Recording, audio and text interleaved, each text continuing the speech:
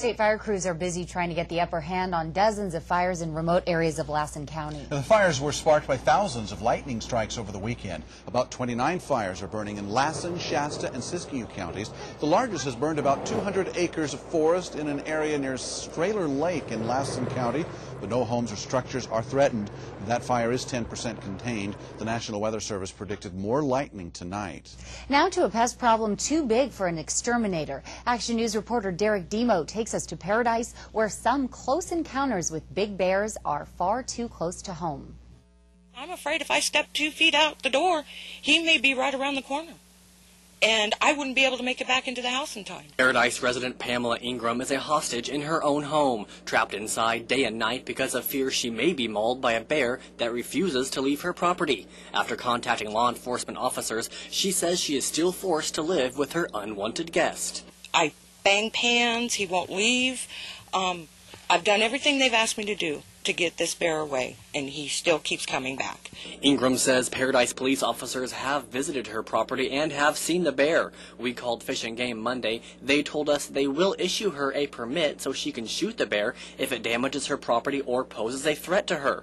The bear has been around for the last 3 years, and he's apparently getting a little too comfortable. He now frequently bangs on the front door, trying to get in, or looks in through windows. Ingram doesn't even want to think about what he might do next. It's a scary feeling when you're sitting there looking at a 6-foot bear in your window. You don't know what he's going to do. Ingram has made flyers with pictures of the bear to alert Paradise residents. It urges them to contact the police or Fish and Game if they see one.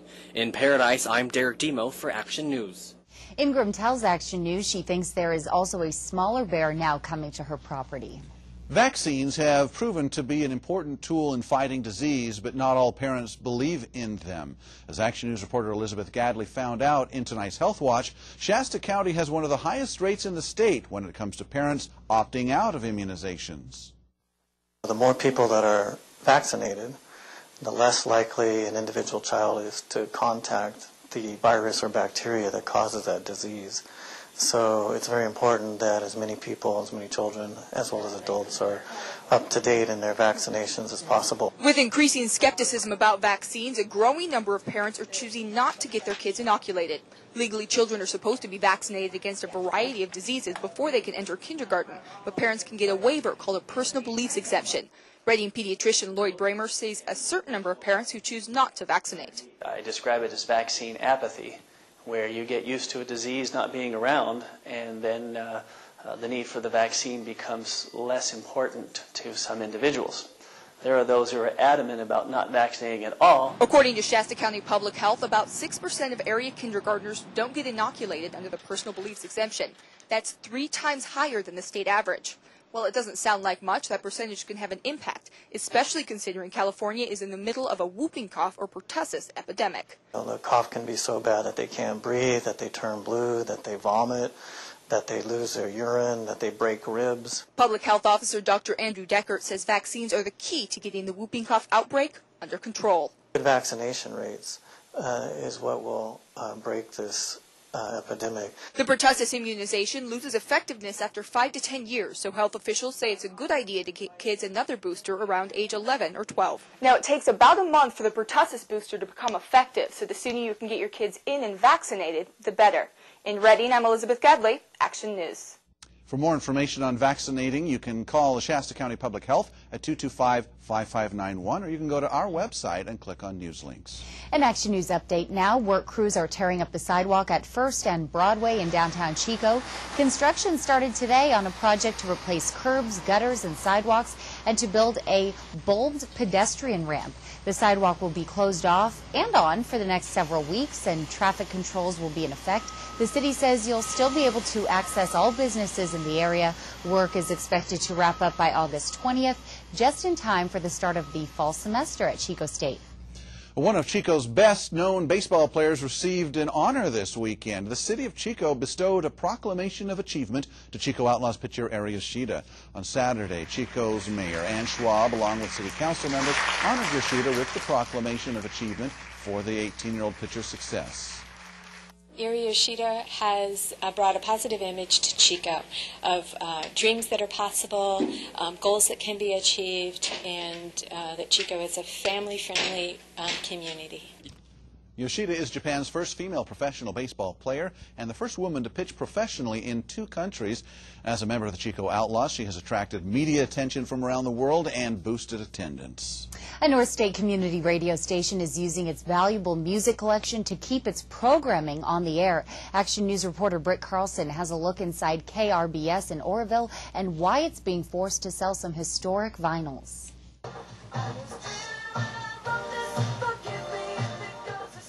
KRBS 107.1 in Oroville is sitting on a musical gold mine. They've got thousands of vinyl records from Prince to the Beatles. Some valued at up to $2,000 a piece. I know they've been remixed into CDs, but it's not the same as getting the original vinyl. Each record is a piece of history that the station just doesn't use. KRBS does have a turntable, but most of its volunteer DJs bring in their own music, which is played from a computer. We need the money, and they've had the vinyls, over 5 years now. And if it's money sitting there, at least we can start getting monies together to build the sound rooms. The nonprofit radio station is selling every record it can to bring in $25,000 for 2 soundproof rooms and an updated emergency alert system. In addition to fundraisers, this is the only way that station manager Salud Amiguel can pay rent and cover the music royalties. We're really trying to get it out there to let the community know this radio is theirs. The 107 belongs to Oroville. Many of the volunteer DJs are from Oroville. It's become a perfect venue for them to start a career in radio. I was a listener, and then it was my dream to become a radio host. And although they hope to move the vinyl out the door, various beats from salsa to country will still be hitting the Oroville airwaves. In Oroville for Action News, I'm Britt Carlson.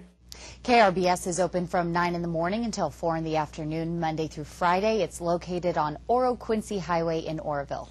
In national news, things are looking up for the Ford Motor Company. Today, executives and workers unveiled the newest version of the Explorer, one of Ford's most notorious gas guzzlers. The 2011 model offers up to 25 miles per gallon on the highway, 30% better than last year's model. Ford hopes the added fuel efficiency will spark already better than expected sales. Ford posted nearly $5 billion in profit in the first half of this year, and unlike GM and Chrysler, Ford survived without government bailouts. Everybody resonated with the fact that Ford had a plan. We were restructuring ourselves to get back to profitability. Overall, U.S. auto sales have dropped dramatically over the past decade. Experts predict sales this year to reach about $11.5 million, a big drop from the year 2000 when sales hit around $17 million. And new home sales are better despite the expiration of the government tax credit. The Commerce Department report shows the sale of new homes jumped last month compared to May, but the overall level of home sales was still the second lowest on record. From month to month, new home sales rose nearly 24%. The median price for a new home declined from the previous June down to just $213,000 nationally. Up next.